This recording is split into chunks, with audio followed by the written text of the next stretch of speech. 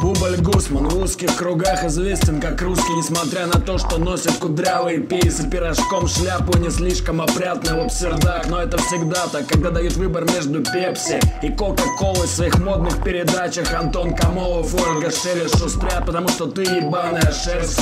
Им надо создавать спрос и предложение. На улице печатный с Липиным Женей мы еще давно и надолго решили, что капитализм это всего лишь пузырь, который лопнет однажды. А пока ребята вступают в движение нашей партии «Едим Россию», они не знают, что Москва не резиновая. Уже убили репортера НТВ Илью Зимина за то, что он был пидорок и любил пропихнуть за щеку Болтовича.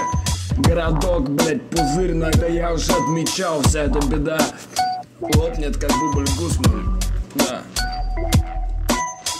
Юрий Гусман! Лопнул грустно. Юрий Гусман! Лопнул грустно. Бубль Гусман лопнул грустно. Бубль Гусман лопнул грустно.